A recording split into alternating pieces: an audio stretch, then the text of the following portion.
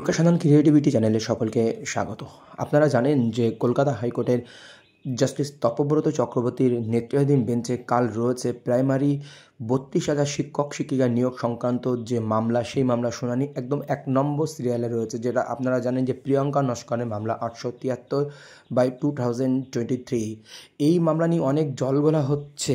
তো এখানে দুই ধরনের পার্টি রয়েছে বলা যেতে পারে, কিন্তু দুই ধরনের পার্টি বলতে তাদের একই রকম ধর্ম নাও হতে পারে, কিন্তু তাদের যারা বাতিলের জন্য এসেছিল বা যারা বঞ্চিত বলে এসেছিল, এখন বঞ্চিতরা বাতিল বলে টার্ন করে নিয়েছে, এমনটাই ব্যাপার। দুই ধরনের পক্ষ। এর মধ্যেই কেউ চাইছে পুরো এন্টার প্রসেসটা লবি করে বা পরিকল্পনাভাবে বাতিল করতে, তারা সম্পূর্ণ এক প্রকার বলবো রাজনীতি করছে। আর এক পক্ষ রয়েছে না, ৩২,০০০-এর চাকরি থাক, কিন্তু যারা বঞ্চিত তাদের একটা ব্যবস্থা করুক, আমাদের চাকরির ব্যবস্থা করুক। এই দুই ধরনের সমস্যা।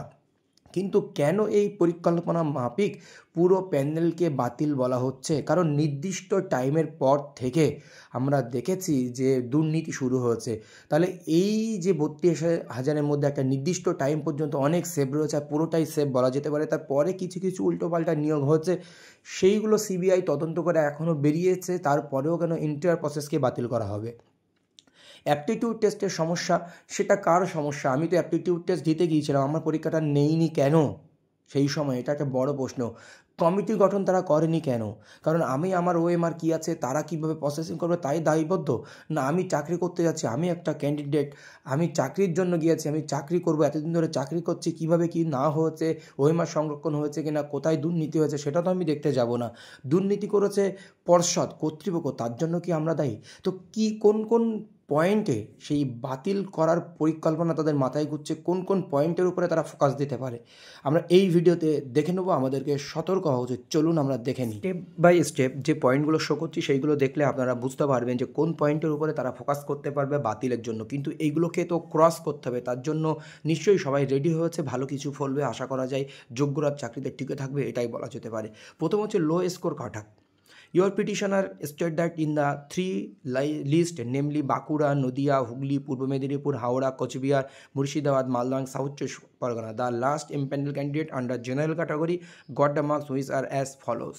তো এই যে এটা হলো একটি সমস্যা, আরও সমস্যা অনেক রয়েছে, আরও কাট অফ রয়েছে। তো জাস্ট আমি একটি নমুনা দেখাচ্ছি, এগুলো তারা ফোকাস করতে চাইছে। হুগলি, বাঁকুড়া, নদিয়া, পূর্ব মেদিনীপুর, তাদের জেনারেল ক্যাটাগরি কাট অফগুলো দেখুন। এই হচ্ছে তাদের দাবি, কিন্তু বলতে চাইছে এর চেয়ে কম কাটাবের অনেকে চাকরি পেয়েছে। The petitioner state that their merit was compromise due to illegal steps taken by the West Bengal board of primary education in recommending the name of some candidates who obtain lesser marks than the petitioner in the district dash dash dash. এই ডিস্ট্রিক্টের ক্যান্ডিডেটরা general হিসেবে candidate, আরও অন্য candidate আরও রয়েছে, just আমি একটা নমুনা দিচ্ছি। তারা কম মার্কস পেয়ে চাকরি করছে, এই কিন্তু পয়েন্ট উঠতে পারে, এই ধরনের পয়েন্ট লো কাট অফ, তার একটা নমুনা দিলাম। তা এরপরে আমরা যেতে পারি আরেকটি পয়েন্টে। কিছুদিন আগে ইডি সময় পেল না, এই সময়ে ইডির প্রেস রিলিজ প্রকাশিত হয়েছে। সেই প্রেস রিলিজে এসএসসি 26,000 যে চাকরি বাতিল হয়েছে, এই দেখুন সেই কথা, তাতে টাকার পরিমাণ যেভাবে দুর্নীতি করা হয়েছে সেটার উল্লেখ রয়েছে। গ্রুপ সিডি নবম, দশম, একাদশ, দ্বাদশ, তার সঙ্গে সবচেয়ে নিচে দেখুন প্রাইমারিটা উল্লেখ করা হয়েছে। এই পয়েন্টটাও কিন্তু আগামীকাল বা অন্য দিনগুলোতে ফোকাস হতে পারে।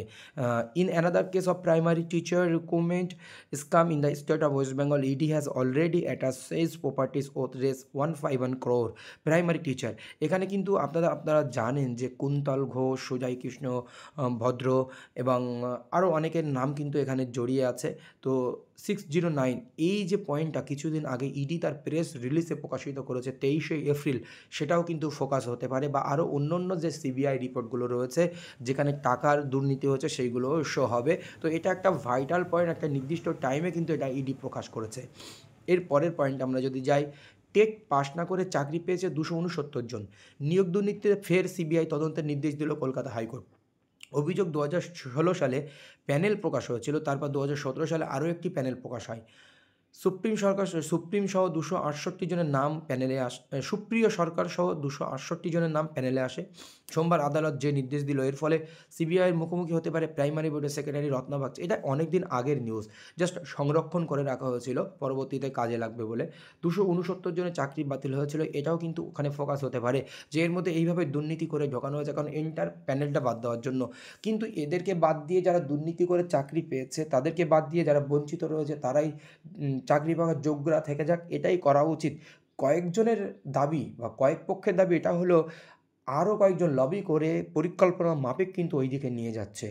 তো এর পরের পয়েন্টে reservation, the the board has not given any reply in respect of the allegation of the petitioner in the pleading as to non-employment of reserve category candidate in the panel for general category candidate of those reserve category candidates who got better marks than the general category candidates. general category candidate চেয়ে যদি reserve category ক্যান্ডিডেটরা বেশি marks পেয়ে থাকে তাদেরকে general ক্যাটাগরিতে না নিয়ে reserve ক্যাটাগরিতে রাখা হচ্ছে, যেটাকে বলা হচ্ছে রিজার্ভেশন রুলস ভায়োলেশন করা হচ্ছে। This board has violated the law declared by the supreme court and has committed extremely illegality. এই ইলিগালিটির কথাই, রিজার্ভেশনের কথা কিন্তু উঠছে জোর কদমে, এটা উঠছে। তো এর সংক্রান্ত একটি মামলা কিন্তু আগে খারিজ হয়েছিল। এরপরে আমরা আসতে পারি low score and interview high marks, একটি পয়েন্ট কিন্তু রয়েছে। এই পয়েন্টটা ইতিমধ্যে আপনারা জানেন। Now I give example. এই পয়েন্টটা দেখে কেমন লাগলো যে এইচএসে আমার কম মার্কস রয়েছে, মাধ্যমিকে কম মার্কস রয়েছে, টেটে কম মার্কস রয়েছে, তাই বলে আমি ইন্টারভিউতে বেশি মার্কস পেতে পারি না। এই যে একটা পয়েন্ট, সত্যিই এটা দেখে খারাপ লাগছে। কেউ যদি ইন্টারভিউতে বেশি মার্কস পেয়ে যায়, 9, 9.5 বা 10 পেয়ে যায়, সে পেতেই পারে, কেন পাবে না? এবার বলছি অ্যাপটিটিউড টেস্ট হয়নি, অ্যাপটিটিউড টেস্টের জন্য তো আমরা দায়বদ্ধ নই, আমরা তো ক্যান্ডিডেট হিসাবে পরীক্ষা দিতে গিয়েছিলাম। তো 121 page booklet, this candidate has got 2.86 in TET out of 1.462 secondary out of 5 and 3.050 in higher secondary out of 10, totalling in 7.378, but has been awarded 9.50 marks interview, ইত্যাদি ইত্যাদি অ্যালিগেশন এখানে কিন্তু রয়েছে। কয়েকজনের নামও এখানে তুলে ধরা হয়েছে। তো এরপরের পয়েন্ট হচ্ছে ব্ল্যাঙ্ক ওএমআর। বেশ কিছু অযোগ্য প্রার্থী অবৈধ নিয়োগ পেয়েছেন যারা এমসিকিউ এর উত্তর দিয়ে প্রশ্নের উত্তর দেয়নি এবং খালি পরীক্ষার কাগজ জমা দিয়েছে, শুধুমাত্র তাদের ব্যক্তিগত বিবরণ উল্লেখ করে কিন্তু শিক্ষক হিসেবে অবৈধ নিয়োগ পেয়েছে। শুধু তারা ব্যক্তিগত তথ্য, নাম, roll number, date of birth এইগুলো লিখেই তারা খালি ওএমআর দিয়ে চাকরি পেয়েছে, এমনটাও কিন্তু দাবি কিন্তু রয়েছে। এই দাবিগুলো নতুন, আগেও দাবি রয়েছে, কিছু কিছু নতুন দাবি উঠতে পারে, এইগুলোতে জোর দিচ্ছে যারা পরীক্ষামূলক এই বাতিলের পক্ষে। এর পয়েন্ট যেটা আমরা যাব, টেট নট কোয়ালিফাইড। আপনারা জানেন যে ভুয়ো একটি ওয়েবসাইট খুলে সেখানে কয়েকজনের টেট পাস করানো হয়েছিল। www.wbtetresult.com নামে ভুয়ো ওয়েবসাইট তৈরি করা হয়েছিল। সেখানে অযোগ্য প্রার্থী যারা টেট 2014 পরীক্ষায় যোগ্যতা অর্জন করেননি তাদের কাছ থেকে আত্মসাতের উদ্দেশ্যে যোগ্য হিসাবে দেখানো হয়েছিল। এই একটা পয়েন্ট কিন্তু রয়েছে। এই অযোগ্য প্রার্থীদের পরে আরেকটি ইমেল পাঠানো হয়েছিল যেখানে তাদের উপস্থিত থাকতে বলা হয়েছিল। এইগুলো কিন্তু সংবাদ মাধ্যমে প্রকাশিত হয়েছিল, সেইগুলো সংরক্ষিত করে রেখেছি, সেই তথ্য আপনাদের কাছে প্রদান করছি। এই তথ্যগুলো কিন্তু তারা হাইলাইট করতে পারে কোর্টকে। এরপরের পয়েন্টে আসি, 752 উইথহেল্ড দেখিয়েছিল প্রতিপক্ষে, তারা হচ্ছে আনকোয়ালিফাইড, তারা কিন্তু কোয়ালিফাই করতে পারেনি, তাদেরকে হচ্ছে আনকোয়ালিফাইড দেখানো হয়েছিল, উইথহেল্ড রাখা হয়েছিল। অযোগ্য প্রার্থীদের মধ্যে 310 জনকে WBPE দ্বারা অবৈধ নিয়োগ দেওয়া হয়েছিল পরবর্তীতে। তো এই তথ্য কিন্তু রয়েছে। তো এই এতগুলো দুর্নীতির মধ্যে যারা যোগ্যভাবে চাকরি পেয়েছে তারা কি দায়বদ্ধ? যারা বাবা দুর্নীতি করে চাকরি পেয়েছে তাদেরকে বাতিল করা হোক, আমাদের কেন নিয়ে টানাটানি করছো? এটা একটা বড় পয়েন্ট কিন্তু। তো এরপরে আমরা যে পয়েন্টে আসবো, কোনো রিজার্ভেশন কোটাতে না গিয়ে 45 বছর বয়সে 56 জনের চাকরি হয়, এই একটি অ্যালিগেশন কিন্তু রয়েছে। Should not be above 35 year of age, 35 বছরের বেশি হবে না প্রাইমারি রিক্রুটমেন্টের সুযোগ নেওয়ার জন্য, যেখানে 40 বছর পর্যন্ত ছাড় পাবে SC ST PHরা এবং 38 বছর পর্যন্ত OBC A OBC B ক্যান্ডিডেটরা। এই দাবি কিন্তু থাকা একটি নতুন দাবি, এই সম্পর্কিত ডিটেলস তথ্য কিন্তু আমার কাছে নেই, জাস্ট এটা আমি জানতে পারলাম, এটা আমার কানে আসলো, সেই জন্য আপনাদেরকে বললাম এমনটা হতে পারে।